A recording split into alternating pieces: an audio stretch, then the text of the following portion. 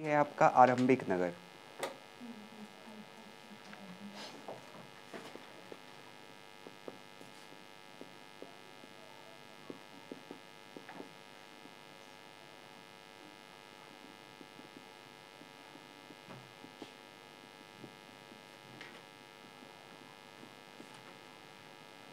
चलिए बात समझिए, देखिए लेसन 1 और 2 में तो अब किसी को दिक्कत नहीं ना है, सारा क्वेश्चन आप लोगों से बन जाता होगा। अब हम लोग पढ़ेंगे लेसन 3 को, जिसका नाम है आरंभिक नगर। तो आरंभिक नगर का सबसे पहले हम लोग परिचय लेंगे कि किस प्रकार से मानव सभ्यता का उदय हुआ था। तो सिंपल आप लोगों को समझना है, बात चल रहा है आपका 1800 समथिंग का, 19वीं शताब्दी का बात चल रहा है। उस समय पंजाब, जो आप ध्यान से देखिएगा, अगर भारत और पाकिस्तान उस समय अलग नहीं हुआ था, दोनों एक ही देश था। भारत एक देश था उसमें, पाकिस्तान भारत में ही था। किंतु जब उस समय पंजाब का क्षेत्र पड़ता था पूरा, अगर हम भारत का नक्शा का बात करें तो नक्शा में आपको ज़्यादा अच्छे से समझ, मैप ले लिए आप लोग? नहीं, क्या लीजिएगा, ये हम ही को निकाल के देना पड़ेगा, खरीद लीजिए। इधर पाकिस्तान है और इसी साइड में एक पंजाब पड़ता है। तो जब भारत और पाकिस्तान एक था, बंटवारा नहीं हुआ था, तो इसी एरिया में एक आरंभिक नगर का खोज किया गया था। उसी को हम लोग सिंधु घाटी सभ्यता के नाम से जानते हैं, सुने होंगे आप लोग, हड़प्पा सभ्यता के नाम से जानते हैं, जिसको आप क्लास 12th में डिटेल से पढ़िएगा। अभी उसका बेसिक है, तो 12th में आपको जाते जाते बेस बन जाएगा, तो उसमें आप डिटेल से उसको पढ़िएगा ही। तो लगभग आज से मान के चलिए कि 4700 बरस पहले एक सभ्यता का उदय हुआ था। अगर आप पिछला क्लास किए होंगे तो आपको हम बताए थे कि नगर बसने का प्रारंभ कब हुआ था, बस्ती बसने का प्रारंभ कब हुआ था? 8000 साल पहले। नगर बसने का काम कब से स्टार्ट हुआ था? 8000 साल पहले, ये ना बताए थे। और फसल जो उत्पादन हुआ था उसमें से सबसे पहले किसका उत्पादन हुआ था? कपास का। कल ही बताए थे मेहरगढ़ में, याद है ना पिछला क्लास में। चावल का खेती कहाँ हुआ था सबसे पहले? गारो अरविंद का पहाड़ी में। गेहूं और जौ का खेती कहाँ हुआ था सबसे पहले? ये सब तो याद है ना। और नवपुरा पाषाणिक जो स्थल है, आप बताइए, हम 4 ऑप्शन देते, बताइए कौन कौन सा स्थान है? महागरा, मेहरगढ़, या फिर हुल्लर, या इनमें सभी? इनमें सभी 8 को बताए थे ना नाम, वो सारा याद है ना ट्रिक की सहायता से। तो अभी आपको समझना है आरंभिक नगर क्या है। आरंभिक नगर, उसको ध्यान से समझिए। परिचय में आप लोगों को सबसे पहले बोलना है कि लगभग 18वीं या 19वीं शताब्दी में, 19वीं शताब्दी बोलिए, शताब्दी समझते हैं ना, 19वीं शताब्दी के दौरान पंजाब के इलाके में रेल लाइन बिछाने का कार्य शुरू हुआ था। उसी रेल लाइन बिछाने के क्रम में इंजीनियर को काफ़ी सारा पूरा स्थल मिला था। अब पूरा स्थल क्या है तो हम पिछला क्लास बता दिए, काफ़ी ज़्यादा पूरा स्थल मिले थे, जिसमें उनको काफ़ी ज़्यादा ईंट मिला था, जिस ईंट का प्रयोग वो रेल लाइन बिछाने में कर दिया, और वो उसका महत्व को नहीं समझा। फिर कुछ समय के बाद एक आरंभिक नगर का खोज किया गया, जिसे हड़प्पा सभ्यता के नाम से जाना जाता है। समझ में आया? हो जाएगा। जो 12th में आर्ट्स लिया वो सोच रहा होगा कि हल्का हल्का में हम निकल गए। हल्का हल्का में इसलिए निकले क्योंकि ये 6 क्लास का NCERT है। तो 6 खत्म होगा तो 7 आएगा, 7 के बाद 8 आएगा, 8 के बाद 9, फिर 10, फिर 11, फिर 12। तो आपको समझ में आ जाएगा कि हम क्यों यहाँ पर से पढ़ा रहे हैं। बात समझे?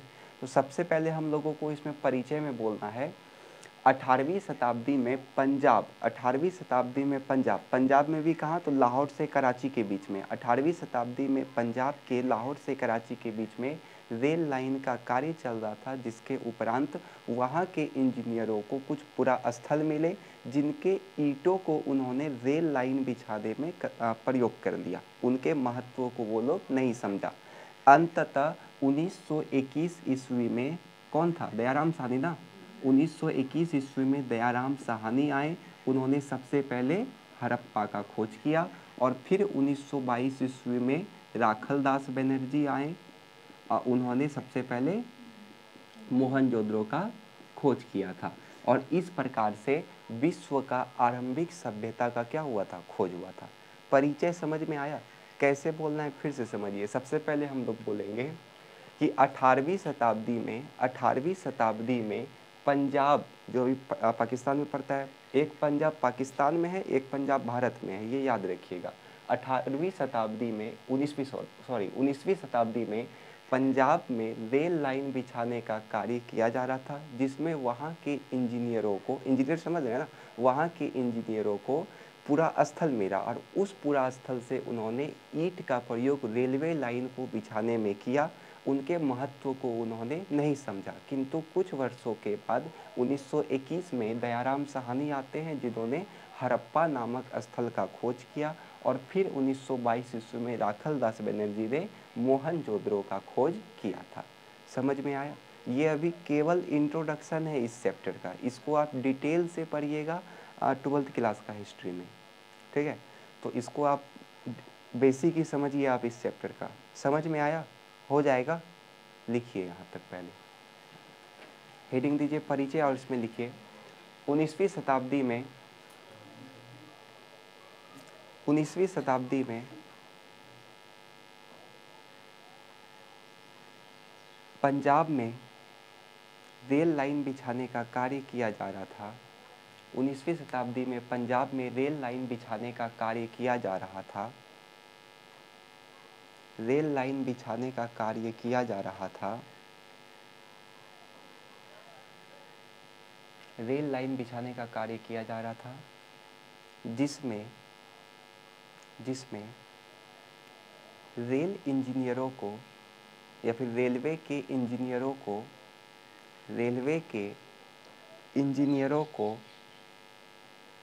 पूरा स्थल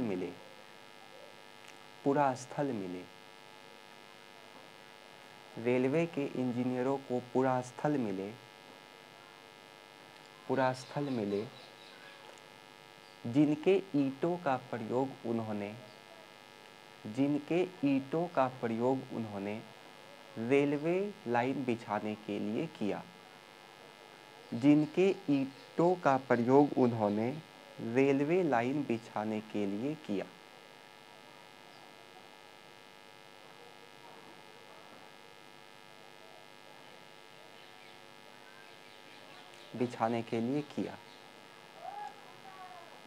तथा उनके महत्व को कोई ध्यान नहीं दिया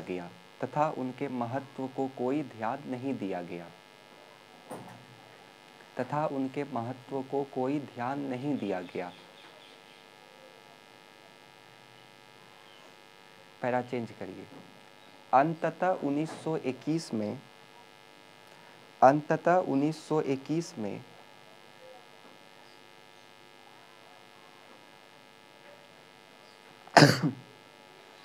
1921 में दयाराम साहनी ने हड़प्पा नामक नगर का खोज किया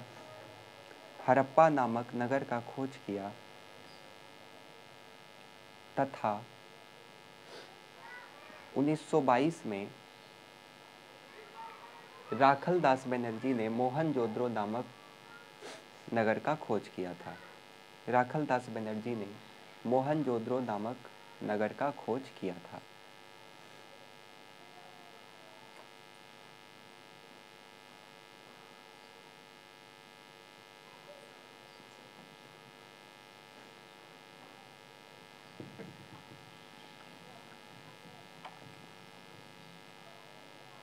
अब अगला हेडिंग दीजिए नगर का संरचना।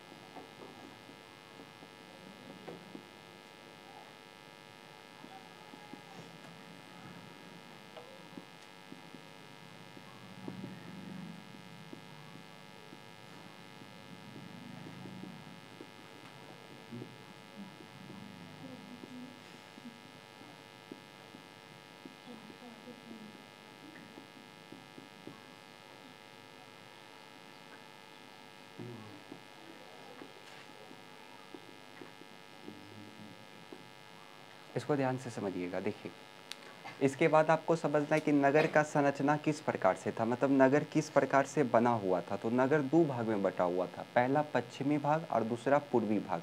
जो पश्चिमी भाग होता था वो थोड़ा सा ऊंचे स्थान पे होता था, उसको कहा क्या जाता था, तो उसको नगर दुर्ग कहा जाता था। और जो पूर्वी भाग होता था नगर का, वो हल्का सा निचले स्थान पे होता था और उसको क्या कहा जाता था, तो निचला नगर कहा जाता था। कल ऑब्जेक्टिव का जो टेस्ट लेंगे उसमें आपको ये सब क्वेश्चन दिखेगा। हम क्या बोले, नगर का संरचना दो भाग में बटा हुआ रहता था, एक पश्चिमी भाग और एक आपका पूर्वी भाग। पश्चिमी भाग हल्का सा ऊंचाई पर होता था जिसे नगर दुर्ग कहा जाता था, और पूर्वी भाग हल्का सा नीचे होता था जिसे निचला नगर या निचला भाग कहा जाता था। इसके अतिरिक्त कालीबंगान लोथल, ये जगह का नाम है, कालीबंगान लोथल से अग्निकुंड के प्रमाण मिले हैं, जिससे पता चलता है कि वो लोग क्या करते होंगे, यज्ञ करते होंगे। इसके साथ साथ मोहनजोदड़ो, हड़प्पा और लोथल से भंडारगिरी का साक्ष्य मिला है। भंडारगिरी समझते हैं, घर में होता है ना भंडार घर, उसी प्रकार से यहाँ पे भी भंडार घर मिला था। आया समझ में? कैसे बोलना है एक बार फिर से समझिए। नगर का संरचना में आपको बोलना है कि नगर दो भाग में बटा हुआ था, एक पश्चिमी भाग एक पूर्वी भाग। पश्चिमी भाग ऊंचाई पे होता था जिसे नगर दुर्ग कहा जाता था, और पूर्वी भाग निचले स्थान पे होता था जिसे निचला नगर कहा जाता था। यहाँ तक हो जाएगा। फिर हम लोगों को लिखना है इसमें कि कालीबंगान और लोथल का जब उत्खनन किया जा रहा था, तो इसके उत्खनन के दौरान अग्निकुंड के प्रमाण मिले हैं, जिससे पता चलता है कि वो लोग क्या करते होंगे, यज्ञ करते होंगे। इसके साथ साथ मोहनजोदड़ो, हड़प्पा, लोथल से भंडारगिरी के क्या मिले हैं, साक्ष्य मिले हैं। आया समझ में? यहाँ तक आज नहीं टूटा है आपका? यहाँ तक में दिक्कत है किसी को? अब एक बात आप लोग के मन में क्वेश्चन आ रहा होगा कि हम ये पर्दा ऐसे करिए, हम ये क्यों नहीं बता रहे हैं कि ये नगर कब खोजा गया था, किसके द्वारा खोजा गया था। तो उसके लिए आप माइंड में मत लीजिए, ठीक है, क्योंकि अभी आप क्लास 6 का पढ़ रहे हैं। जब 10 दिन के बाद क्लास 6 का ख़त्म हो जाएगा, तो उसके बाद हम लोग क्लास 7 का पढ़ेंगे, उसके बाद हम लोग क्लास 8 का पढ़ेंगे, तो धीरे धीरे कंबाइंड हो जाएगा, ठीक है ना। तो यहाँ तक में दिक्कत है किसी को? हो जाएगा। लिखिए तब, नगर का संरचना में लिखिए,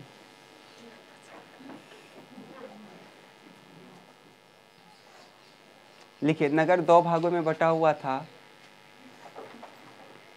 नगर दो भागों में बटा हुआ था। पहला लिखिए पश्चिमी भाग, पहला लिखिए पश्चिमी भाग। पश्चिमी भाग में डैश दे करके लिखिए। ये भाग ऊंचाई पर होता था जिसे नगर दुर्ग कहा जाता था। ये भाग ऊंचाई पर होता था जिसे नगर दुर्ग कहा जाता था। ये भाग ऊंचाई पर होता था जिसे नगर दुर्ग कहा जाता था। दूसरा नंबर लिखिए पूर्वी भाग। दूसरा नंबर लिखिए पूर्वी भाग, इसमें लिखिए डैश दे करके पूर्वी भाग, इसमें डैश दे करके लिखिए। ये भाग निचले स्थान पे होता था।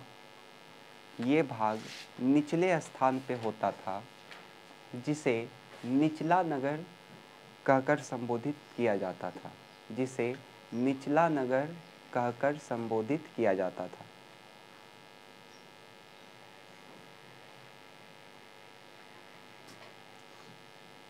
इसके अतिरिक्त लाइन चेंज कर दीजिएगा, इसके अतिरिक्त लिख लीजिएगा, इसके अतिरिक्त कालीबंगान लोथल, कालीबंगान लोथल से अग्निकुंड के साक्ष्य मिले हैं। कालीबंगान कोमा लोथल से अग्निकुंड के साक्ष्य मिले हैं। अग्निकुंड के साक्ष्य मिले हैं, जिससे जिससे पता चलता है कि वे लोग यज्ञ भी करते होंगे। वे लोग यज्ञ भी करते होंगे। पैरा चेंज करिए। मोहनजोदड़ो हड़प्पा, मोहनजोदड़ो हड़प्पा तथा लोथल से, मोहनजोदड़ो हड़प्पा तथा लोथल से कई भंडार गृह भी मिले हैं। कई भंडार गृह भी मिले हैं। मोहनजोदड़ो, हड़प्पा, लोथल से कई भंडार गृह भी मिले हैं।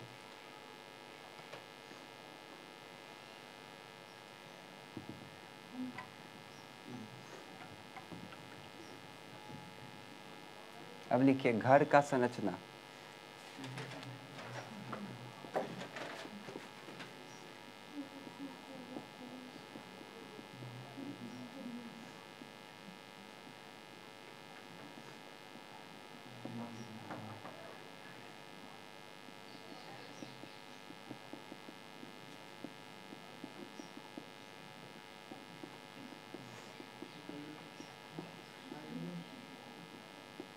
समझिए,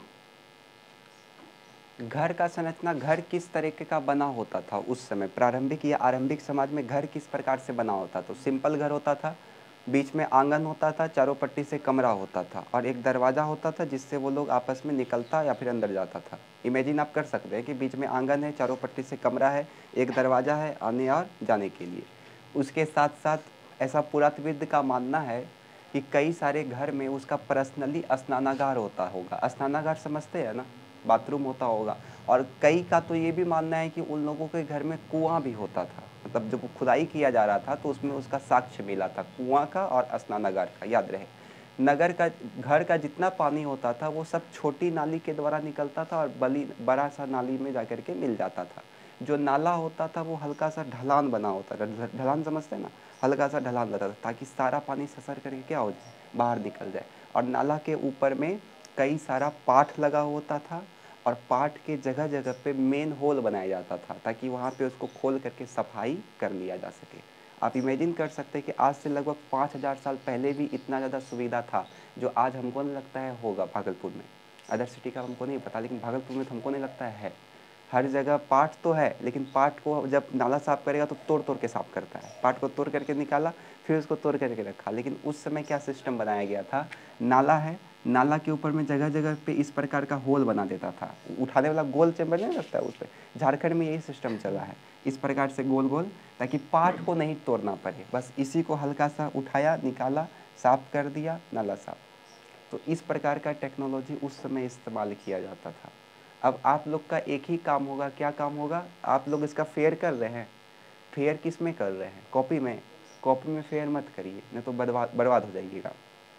A4 साइज पेपर खरीद लीजिए, 250 रुपया में देगा। क्या करना है हम आपको बताते हैं। देखिए 6 से लेकर के आपको 12 तक पढ़ना है, ठीक। एफ हम कल ही हमको ख्याल आया ये वाला आइडिया। आपको क्या करना है, A4 साइज पेपर लेना है। A4 साइज पेपर में आप क्या करिएगा, इसका आप फेयर किए। जैसे आप क्लास 6 में लेसन 3 में आपने हड़प्पा पढ़ा, अब इससे आरंभिक नगर मतलब हड़प्पा आपने पढ़ा। आप यही चीज़ जा कर के पढ़िएगा 12th का फर्स्ट लेसन में, लेसन 1 में आप पढ़िएगा प्राचीन इतिहास का। तो इसमें कई सारा जानकारी आपको अभी मिल रहा होगा। जैसे 12th में जिसका आर्ट्स होगा उसको हम ये नहीं पढ़ाए होंगे कि ऊंचे वाले भाग को नगर दुर्ग कहा जाता था और नीचे वाला भाग को निचला नगर कहा जाता था। पढ़ाए थे? नहीं पढ़ाए थे। तो ये सब जानकारी आपको उठा उठा के किस में डालना है, A4 साइज पेपर जो 12th का फेयर आप करिएगा ना उस समय, उसमें जा कर के आपको एडजस्ट करना है। और वो सारा पेज को आप एक साथ लगा लीजिएगा, तो उससे बाहर फिर कुछ नहीं पूछेगा। बात समझ में आ रहा है हम क्या बोले? तो A4 साइज में ही आप लोग फेयर करिएगा, कॉपी में करके कोई फ़ायदा ही है नहीं। A4 साइज का सारा अलग रखिएगा, हिस्ट्री का अलग रखिए, ज्योग्राफी अलग रखिए, इकोनॉमिक्स अलग रखिए, पॉलिटिकल का अलग रखिए और साइंस का अलग रखिएगा। तो A4 साइज में रहेगा तो चिपकाने में बनेगा ना। इन्हें की पिनअप उनअप कर लीजिएगा, सिंपल खाली रहेगा वो, ना उसको सीना है कुछ नहीं, खाली रहेगा। वो तो चाहता था सी करके एक बना दिया, वो सब काम नहीं करना है, सिंपल आपका पेज रहेगा। ये समझ में आया नगर किस प्रकार से बना हुआ था? तो नगर किस प्रकार से बना हुआ था, तो सिंपल आपको बोलना है, घर जो है के बीच में आंगन होता था और आंगन के चारों ओर से कमरे बने होते थे, आने जाने के लिए दरवाज़ा होता था और कई घरों में स्नानागार तथा कुएं बने होते थे। यहाँ तक हो जाएगा। घर, आंगन, घरों में आंगन होता था, घरों में आंगन होता था, आंगन के चारों ओर कमरा होता था और आने जाने के लिए दरवाज़ा होता था। कई घरों में स्नानागार तथा कुएं भी होते थे जिसमें साफ पानी होता था। और घरों का पानी निकालने के लिए एक छोटा नाला होता था, जो छोटा नाला जा कर के बड़ा नाला से मिल जाता था, और ये नाला ढलान पूर्वक बना होता था ताकि पानी जो है वो अच्छे से निकल सके। नाला के ऊपर में कई सारा पाट लगा होता था और जगह जगह पे मेन होल बनाया जाता था ताकि नाला का सफाई अच्छे से किया जा सके। समझ में आया?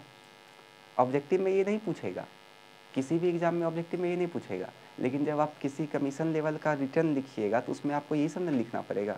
उसमें तो ऑब्जेक्टिव काम देता नहीं है। ऑब्जेक्टिव तो भरने वाला तो वो तो एग्ज़ाम छोड़ ही दीजिए। रिटर्न एग्ज़ाम जिसमें होता है उसमें नहीं है ना पूछेगा कि बताओ हड़प्पा सभ्यता का खोज कब हुआ था, ये तो उसमें पूछेगा नहीं। पीटी में पूछेगा, मेंस में पूछेगा नहीं पूछेगा। मेंस में तो पूछेगा बताओ नगर का क्या विशेषता था, घर किस प्रकार से बनाया जाता था, तो यही सब ना उसमें लिखिएगा। समझ में आया? हो जाएगा? याद हुआ? लिखिए लिखिए।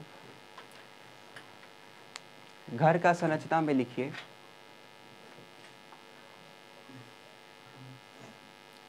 हड़प्पा सभ्यता में बने घर, हड़प्पा सभ्यता में बने घर के बीच में आंगन होता था। हड़प्पा सभ्यता के बीच में, हड़प्पा सभ्यता में बने घरों कर दीजिए, घरों के बीच में आंगन होता था जिसके चारों ओर कमरे बने होते थे, जिसके चारों ओर कमरे बने होते थे।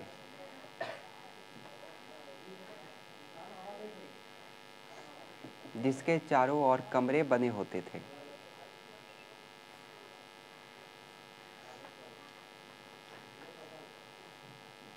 तथा आने जाने के लिए दरवाजे होते थे, तथा आने जाने के लिए दरवाजे होते थे।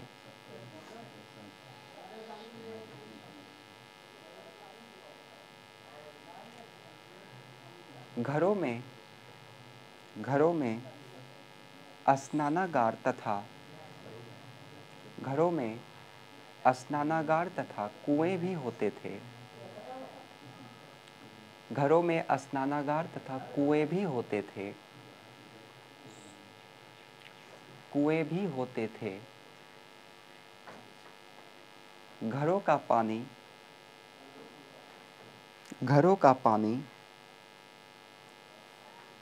नालियों के द्वारा, घरों का पानी नालियों के द्वारा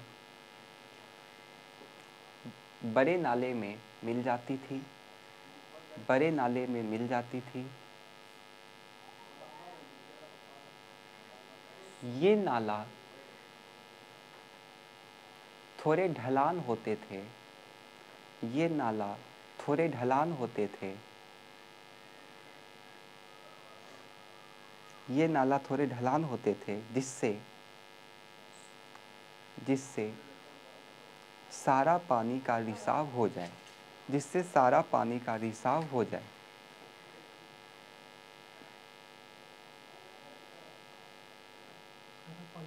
रिसाव हो जाए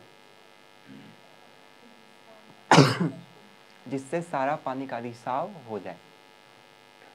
नाला के ऊपर में पाट लगे होते थे, नाला के ऊपर में पाट लगे होते थे।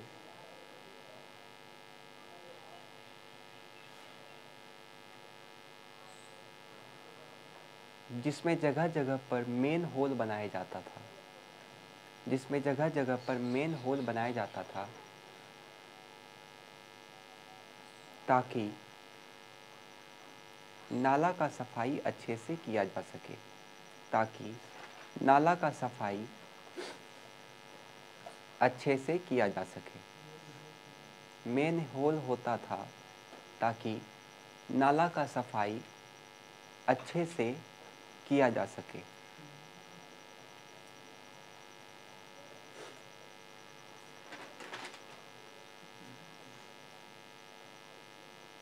अब अगला हेडिंग दीजिए नगर के लोग।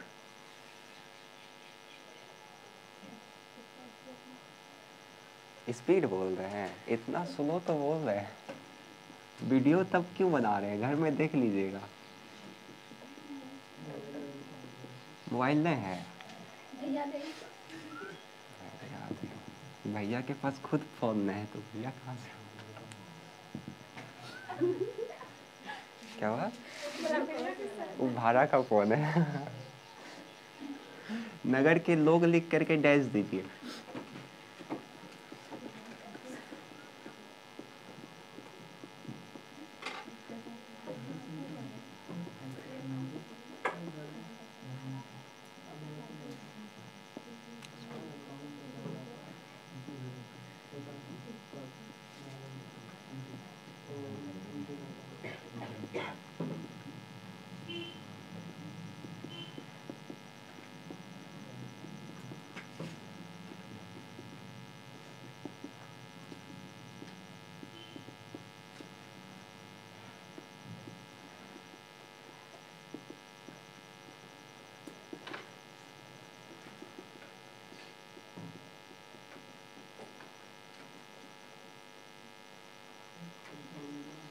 समझिए, अगला टॉपिक आपको पढ़ना है कि नगर के लोग, आखिर जो नगर में लोग रहता था वो करता क्या क्या था। पहले आप ये समझ गए कि आरंभिक नगर था क्या, उसके बाद आपने सीखा कि आरंभिक नगर में नगर किस प्रकार से होता था, फिर आपने सीखा कि घर किस प्रकार से बना होता था। अब आप समझिए कि वहाँ पे जो लोग रहते थे आखिर वो करते क्या थे दिन भर। तो वहाँ पे जो लोग होते थे वो काफ़ी अस्त व्यस्त रहते थे। पुरातत्वविदों ने बताया, जो उसका उत्खनन कर रहा था, उन्होंने कहा कि हड़प्पा सभ्यता में जो भी लोग रहते थे वो काफ़ी अस्त व्यस्त रहते थे, उनका पूरा जीवन अस्त व्यस्त रहता था। एक शासक होता था जो उनके ऊपर में शासन करता था और लोगों से सोना, चांदी, तांबा और बहुमूल्य पत्थरों का आयात करवाता था, जगह जगह से उसको आयात करवाता था। जैसे सोना कर्नाटक से वो मंगवाता था। अब कर्नाटक कहाँ है, आपको भारत का नक्शा पे पता होगा। सोना चांदी कर्नाटक से आ गया। तांबा जो है वो एक विदेशी देश ओमान और राजस्थान से मंगवा लेता था। बहुमूल्य पत्थर वो लोग गुजरात से, अफगानिस्तान से और ईरान से, ये 3 जगह से मंगवाता था। तो लाएगा कौन? गाय भैंस जा करके तो लाएगा नहीं, तो लाने वाला कौन है? आदमी है। तो इसलिए ये सब आदमी काफ़ी ज़्यादा क्या होता था, व्यस्त होता था। बात समझे? तो इसके साथ साथ नगर में और कौन कौन रहता था? तो शिल्पकार रहता था। शिल्पकार मतलब समझते हैं ना, जो बुनाई करता है, कपड़ा में देखते होंगे तरह तरह का डिजाइन बना रहता है, मोती वोती बैठाया जाता है उस पर। तो शिल्पकार रहता था। कुम्हार पता होगा, सोनार ये भी आपको पता होगा। और लिपिक, लिपिक किसको हम लोग कहते हैं? कभी आप लोग सरकारी स्कूल का क्लर्क का उसमें गए हैं ऑफिस में, वहाँ पे लिखा होता है प्रमुख लिपिक, देखे हैं कभी हिंदी में? तो लिपिक का काम होता है लिखने का, इसलिए उसको लिपिक कहा जाता है। क्लर्क क्या करता है, लिखता है ना बैठ के। बड़ा बाबू का गए होंगे चैम्बर में, तो बाहर में लिखा रहता है लिपिक। हाँ, लिपिक लिखा रहता है वहाँ पे। तो लिपिक का काम होता है लिखने का। तो मोहर पे जो लिखने का कार्य किया जाता था वो लिपिक के द्वारा ही किया जाता था। ठीक है। और ऐसा कहा जाता है कि ये केवल और केवल मोहर पे ही नहीं लिखता था, और भी कई सारा वस्तु था जिस पे लिखता था, किंतु वो सब वस्तु हम लोगों को मिला नहीं। वो सब, ऐसा कहना है कि वो सब क्या हो गया, नष्ट हो गया है। बात समझ में आया? कैसे बोलना है उसको ध्यान से समझिए। सबसे पहले इसमें हम लोग कहेंगे कि हड़प्पा सभ्यता के लोगों का जीवन काफ़ी अस्त व्यस्त रहता था। शासक वर्ग उन पर शासन करते थे और उन लोगों से जगह जगह से सोना, चांदी, तांबा और बहुमूल्य पत्थरों का आयात करवाते थे। हो जाएगा यहाँ तक में? हड़प्पा सभ्यता के लोगों का जीवन काफ़ी अस्त व्यस्त होता था। हड़प्पा सभ्यता के लोगों का जीवन काफ़ी अस्त व्यस्त होता था। शासक वर्ग उन पे शासन करते थे और उन लोगों से जगह जगह से सोना, चांदी, तांबा, बहुमूल्य पत्थरों का आयात करवाते थे। ठीक है। नगर में शिल्पकार, कुम्हार, सोनार इत्यादि जैसे कई वर्ग के लोग रहते थे। इसके साथ साथ जो लिपिक होते थे वो मोहर पर लिखने का कार्य करते थे। पुरातत्वविद का मानना है कि वो मोहर के साथ साथ अन्य वस्तुओं पर भी लिखते होंगे, किंतु वो सब वस्तु हमें मिला नहीं है। उनका कहना है कि वो सब वस्तु का क्या हो गया होगा, नष्ट हो गया होगा। यहाँ तक हो जाएगा? कैसे बोलना है समझ में आ गया ना? खुद से लिख लीजिएगा। लिखिए लिखिए। हड़प्पा सभ्यता के नगर के लोगों का जीवन काफ़ी अस्त व्यस्त था। हड़प्पा सभ्यता के लोगों का जीवन काफ़ी अस्त व्यस्त था। हड़प्पा सभ्यता के लोगों का जीवन काफ़ी अस्त व्यस्त था। शासक वर्ग उन पे शासन करते थे। शासक वर्ग उन पर शासन करते थे। शासक वर्ग उन पर शासन करते थे तथा जगह जगह से सोना, चांदी, तांबा एवं बहुमूल्य पत्थरों का आयात करवाते थे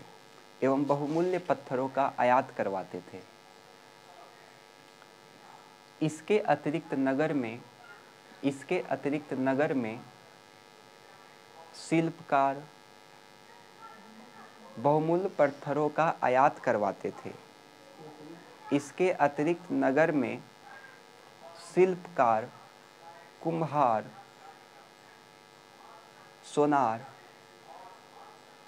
सोनार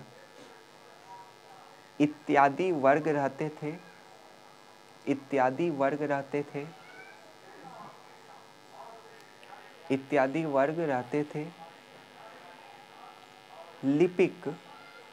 लिपिक मोहर पर लिखने का कार्य करता था। लिपिक मोहर पर लिखने का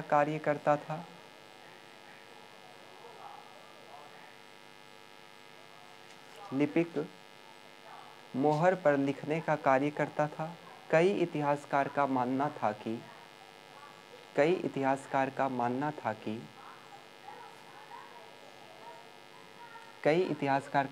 था कि ये लिपिक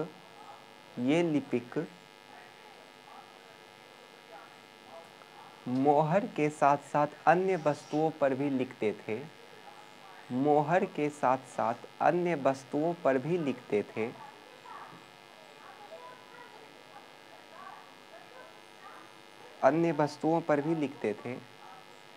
जो कि नष्ट हो गए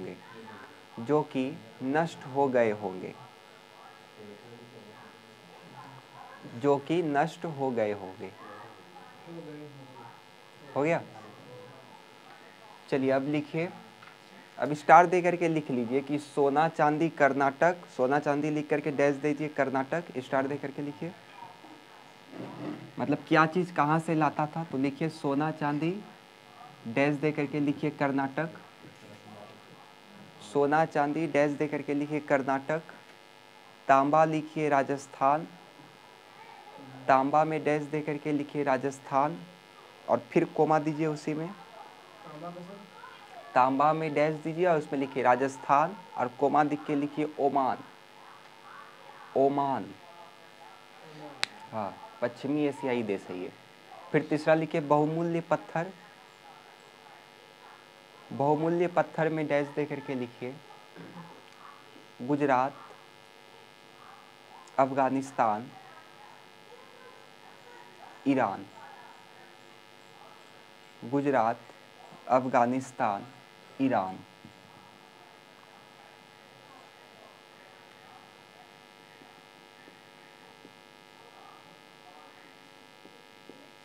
फ्रेंच लिख करके डैश दीजिए।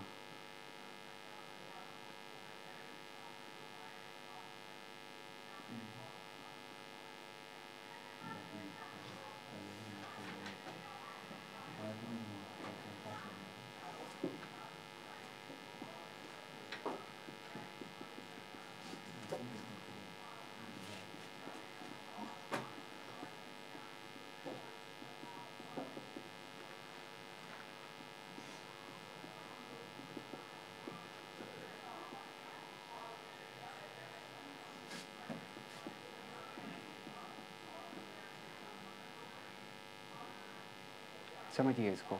आखिर फ्रेंच क्या था, तो जो फ्रेंच था वो कृत्रिम रूप से बनाया जाता था। कृत्रिम मतलब होता है कि वो खुद से बनाता था। फ्रेंच कृत्रिम रूप से बनाया जाता था। किससे ये बनता था, तो पत्थर और स्फेट्रिक पत्थर आता था। दो प्रकार का पत्थर को चूर करके उसमें गोंद मिलाया जाता था, तब जाकर के एक विशेष प्रकार का चूर्ण का निर्माण होता था, जिसका कलर जो होता था वो हल्का सा नीले रंग का होता था। जैसे समुद्र का पानी नीला होता है ना, उसी प्रकार से इसका कलर होता था। उससे फिर ये लोग मनका बनाता था, बर्तन बनाता था, औजार बनाता था, इसके साथ पहनने के लिए गहना बनाता था, देखने में अच्छा लगता था। पत्थर आप लोग देखे होंगे, ब्लू कलर का पत्थर जो सजावट के लिए आता है, झुंगर जो लटका हुआ रहता है उसमें ब्लू कलर का पत्थर देखे होंगे। पूरा ब्लू नहीं, समुद्री कलर का जो ब्लू होता है ना, उस प्रकार का ये लोग बनाता था। तो उसी को कहा जाता था फ्रेंच। बात समझे। तो कैसे बोलना है हमको इसमें, फ्रेंच कृत्रिम रूप से बनाया जाता था, फ्रेयंस कृत्रिम रूप से बनाया जाता था। यह चूना पत्थर या पत्थर और स्फटिक पत्थर में गोंद मिला करके इसका निर्माण किया जाता था। इस पत्थर का रंग समुद्री नीले रंग का होता था। इसका उपयोग मनके, बर्तन और गहना बनाने में किया जाता था। समझ में आया? कैसे बोलेंगे वह फिर से समझिए।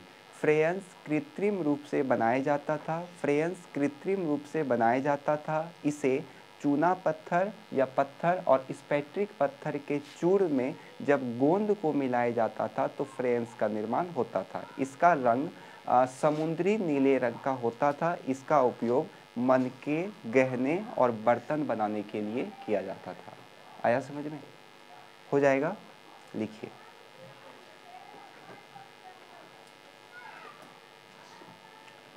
इसमें डैश दे करके लिखिए। फ्रेयंस कृत्रिम रूप से बनाया जाता था, फ्रेयंस कृत्रिम रूप से बनाया जाता था, फ्रेयंस कृत्रिम रूप से बनाया जाता था। इसे चूना पत्थर, इसे चूना पत्थर तथा स्फटिक पत्थर, चूना पत्थर तथा स्फटिक पत्थर में गोंद मिलाकर तैयार किया जाता था।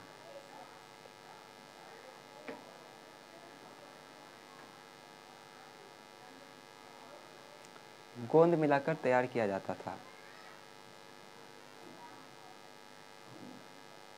इसका रंग समुद्री नीले रंग का होता था। इसका रंग समुद्री नीले रंग का होता था। इसका उपयोग मन के बर्तन एवं गहने बनाने के लिए किया जाता था, एवं गहने बनाने के लिए किया जाता था।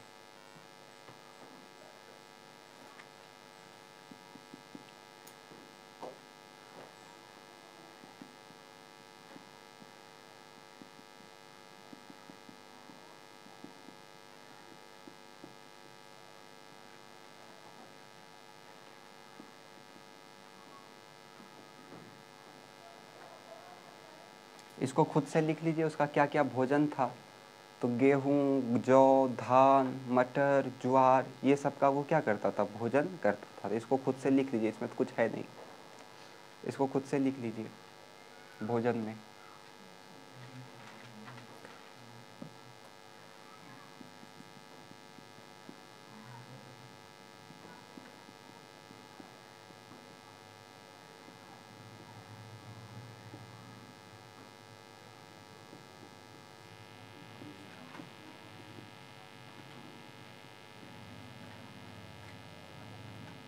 स्टार दे करके लिखिए। गुजरात का धोलावीरा से साफ पानी के साक्ष्य मिले हैं। उस समय गुजरात का धोलावीरा, ये कच्छ साइड में पड़ता है। गुजरात का धोलावीरा से साफ पानी का साक्ष्य मिले हैं। फिर स्टार दे करके लिखिएगा।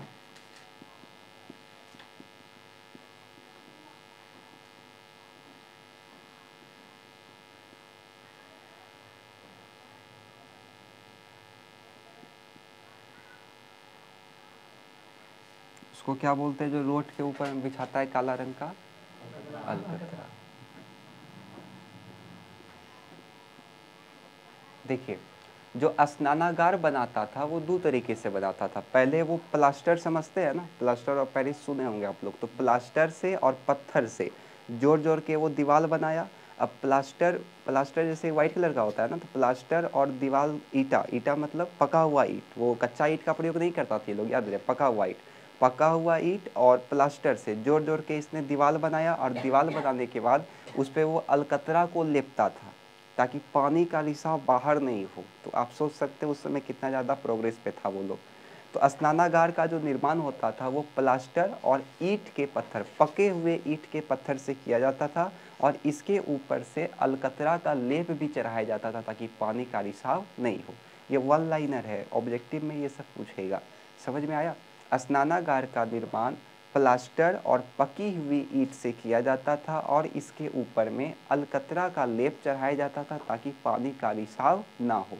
लिख लीजिएगा इसको, लिखिए। स्नानागार स्नानागार का निर्माण स्नानागार का निर्माण प्लास्टर तथा पकी हुई ईंट से किया जाता था। प्लास्टर तथा पकी हुई ईंट से किया जाता था। प्लास्टर तथा पकी हुई ईंट से किया जाता था और इस पे अलकतरा का लेप भी चढ़ाया जाता था।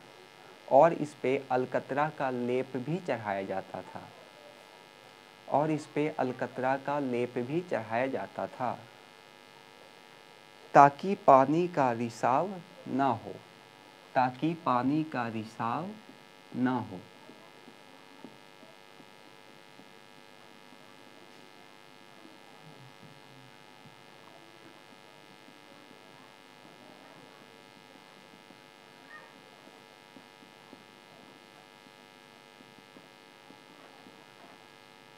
देखिए पतन, पतन में आप लोगों को क्या बोलना है, तो लगभग कितना जल्दी ख़त्म हो गया ना। और 12th का यही हिस्ट्री वन लेसन पढ़ाने में 20 दिन लग गया था और 6 का देखिए कितना जल्दी ख़त्म हो गया।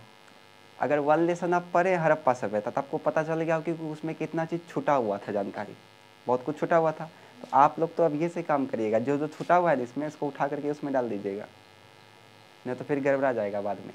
पतन में हम लोग को क्या बोलना है, तो 3900 वर्ष पूर्व, 3900 साल पहले जो है वो हड़प्पा सभ्यता के लोग जो हैं वो कहीं कहीं चले गए, नगर छोड़ के दूसरे जगह तीसरे जगह चले गए। कई इतिहासकार का मानना है कि नगर में क्या हो गया होगा, नदियों में बाढ़ आ गया होगा या नदी सूख गया होगा, इसलिए इस सभ्यता का क्या हो गया, पतन हो गया। आया समझ में? कैसे बोलना है फिर से समझिए। पतन में हम लोग को क्या बोलना है, तो 3900 साल पहले 3900 साल पहले हड़प्पा सभ्यता के लोग जो है वो नगर छोड़ के कहीं दूसरे जगह चले गए, ऐसा कई इतिहासकार का मानना है। उनका यह भी मानना है कि नदियों में हो सकता है बाढ़ आ गया हो या नदी सूख गया हो, इसलिए नगरों का क्या हो गया, पतन हो गया। आया समझ में? हो जाएगा, लिखिए। 3900 बरस पूर्व 3900 बरस पूर्व 3900 बरस पूर्व नगर के लोग नगर छोड़कर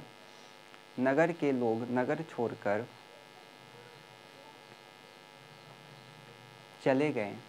नगर के लोग नगर छोड़कर चले गए।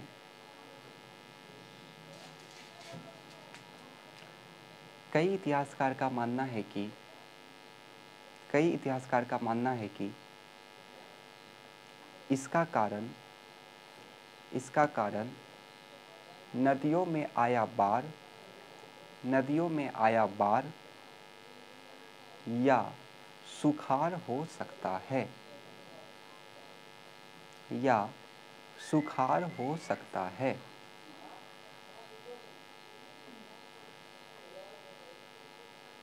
हो गया, ख़त्म हो गया ये।